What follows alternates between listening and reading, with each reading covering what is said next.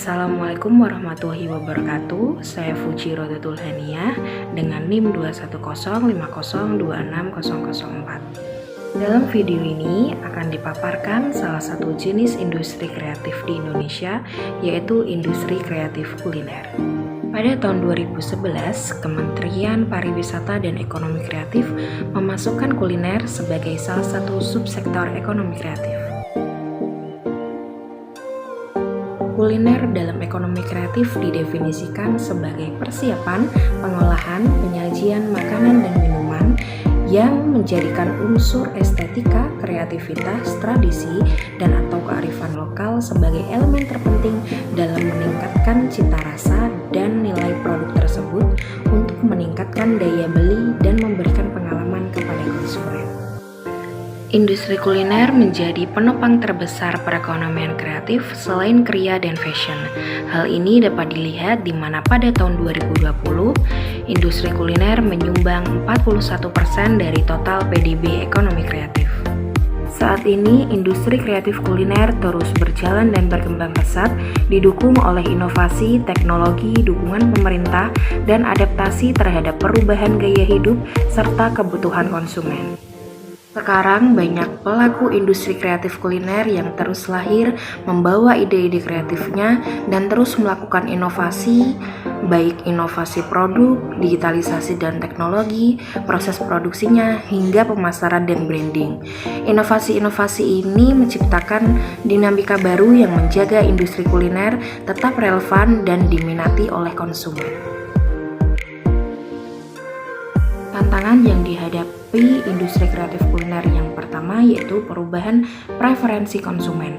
Hal ini menuntut para pelaku industri kreatif kuliner untuk terus beradaptasi dan menjalankan strategi yang tepat agar usahanya terus berjalan dan berkelanjutan. Yang kedua yaitu persaingan yang ketat. Banyaknya pelaku industri kreatif kuliner menciptakan persaingan yang ketat dan kompetitif. Yang ketiga yaitu perkembangan teknologi. Satu sisi, perkembangan teknologi membawa dampak positif, akan tetapi perkembangan teknologi ini akan menjadi tantangan bagi mereka yang tidak melek akan perkembangan teknologi. Para pelaku industri kreatif kuliner harus beradaptasi dengan tren digital. Yang keempat, yaitu bahan baku yang mengalami fluktuasi.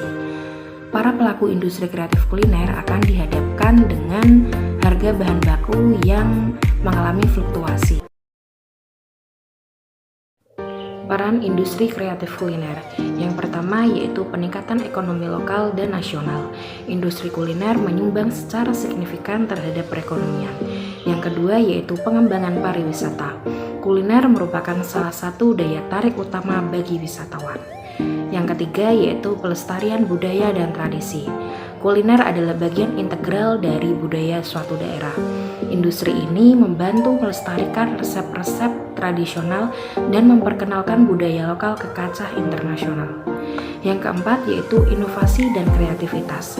Industri ini mendorong inovasi dalam teknik memasak, penyajian, dan pengemasan. Peluang industri kreatif kuliner. Yang pertama yaitu ekspansi internasional. Produk kuliner khas Indonesia memiliki potensi besar untuk diterima di pasar internasional. Ekspor makanan olahan dan pembukaan restoran Indonesia di luar negeri adalah peluang yang menjanjikan. Yang kedua yaitu kolaborasi dengan industri lain. Industri kuliner dapat berkolaborasi dengan sektor pariwisata, perhotelan, dan event manajemen untuk menciptakan pengalaman yang lebih menyeluruh bagi konsumen. Yang ketiga yaitu pengembangan produk berbasis kearifan lokal. Mengangkat bahan-bahan lokal dan tradisional dalam produk kuliner modern bisa menjadi daya tarik tersendiri baik di pasar lokal maupun internasional.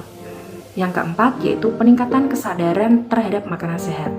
Tren kesehatan yang meningkat memberikan peluang untuk menciptakan produk kuliner yang berbahan alami, organik, dan rendah kalori. Yang kelima yaitu dukungan pemerintah dan kebijakan pro-bisnis. Dukungan dari pemerintah melalui berbagai program dan insentif bagi UMKM di sektor kuliner dapat membuka lebih banyak peluang pengembangan dan ekspansi bisnis. Potensi industri kreatif kuliner. Yang pertama yaitu keanekaragaman hayati dan bahan baku lokal. Indonesia memiliki keanekaragaman hayati yang melimpah yang menyediakan berbagai bahan baku untuk industri kuliner. Hal ini memungkinkan terciptanya berbagai hidangan dengan cita rasa yang unik dan khas. Yang kedua yaitu pasar yang luas. Permintaan akan makanan dan minuman selalu tinggi baik di pasar domestik maupun internasional. Tren gaya hidup sehat dan peningkatan minat terhadap makanan otentik juga menambah potensi pasar. Yang ketiga yaitu penggunaan teknologi.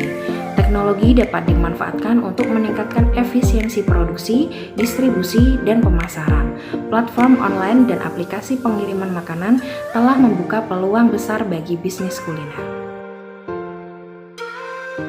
Strategi pengembangan dan peningkatan industri kreatif kuliner dapat dilakukan dengan berbagai cara. Contohnya yang pertama yaitu inovasi produk.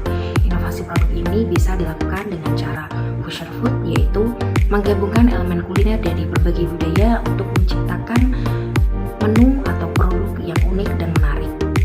Selain itu juga bisa berinovasi dengan menyajikan dan mengemas produk atau makanan tradisional menjadi sebuah produk yang lebih kekinian. Kedua yaitu teknologi dan digitalisasi. Para pelaku industri kreatif kuliner dapat memanfaatkan dan menggunakan seperti aplikasi pesan antar, contohnya GrabFood, ShopeeFood, dan lainnya, e-commerce, dan sosial media untuk pemasaran dan branding sehingga bisa menciptakan target pasar yang luas. Ketiga yaitu pengalaman konsumen. Contohnya yaitu restoran bertema. Menyediakan pengalaman unik yang tidak hanya fokus pada makanan tetapi juga suasana dan tema restoran yang unik akan menarik perhatian konsumen yang mencari pengalaman baru. Selain itu juga bisa melalui pengalaman visual dan media sosial. Membuat makanan yang menarik secara visual dan instagramable untuk memanfaatkan pemasaran melalui media sosial. Karena seringkali konsumen memotret makanan yang dia beli dan membagikannya di platform media sosial seperti Instagram. Yang keempat yaitu ekspansi pasar dan globalisasi. Contohnya yaitu ekspor produk lokal. Mengembangkan strategi ekspor untuk produk kuliner lokal yang unik ke pasar internasional. Selain itu juga bisa menggunakan strategi waralaba, yaitu memperluas jangkauan dengan membuka peluang waralaba internasional bagi restoran dan kafe lokal yang sudah sukses di dalam negeri. Yang kelima yaitu komunitas dan kolaborasi. Contohnya yaitu berkolaborasi dengan influencer dengan memanfaatkan kekuatan influencer kuliner untuk memperkenalkan produk dan restoran pada audiens yang lebih luas. Selain itu juga bisa dengan berpartisipasi atau mengikuti event dan festival kuliner untuk mempromosikan produk kuliner dan menarik perhatian konsumen. Dan yang terakhir yaitu sustainability atau berkelanjutan. Contohnya yaitu penggunaan bahan lokal. Mendukung petani dan ekonomi lokal dengan menggunakan bahan baku lokal yang juga dapat meningkatkan kesegaran dan kualitas makanan. Selain itu juga bisa dengan cara pengurangan limbah, mengimplementasikan inisiatif untuk mengurangi limbah makanan seperti program donasi makanan, composting, dan teknologi pengolahan limbah. Peran mahasiswa dalam peningkatan industri kreatif kuliner. Yang pertama yaitu inovasi produk. Mahasiswa dapat mengembangkan resep-resep baru dan mengkombinasikan bahan-bahan yang tidak biasa untuk menciptakan produk yang unik dan menarik. Mahasiswa seringkali lebih berani untuk bereksperimen dan mencoba hal-hal baru. Yang kedua yaitu pemasaran digital. Dengan keahlian di bidang teknologi dan media sosial, mahasiswa dapat membantu memasarkan produk kuliner secara lebih efektif. Mereka dapat membuat konten yang menarik di platform seperti Instagram, TikTok, dan YouTube untuk menarik perhatian konsumen. Yang ketiga yaitu riset dan pengembangan. Melalui penelitian akademik, mahasiswa dapat mengeksplorasi tren makanan baru, preferensi konsumen, dan teknik memasak yang inovatif. Ini dapat membantu bisnis kuliner untuk selalu up to date dan memenuhi kebutuhan pasar. Yang keempat yaitu kewirausahaan.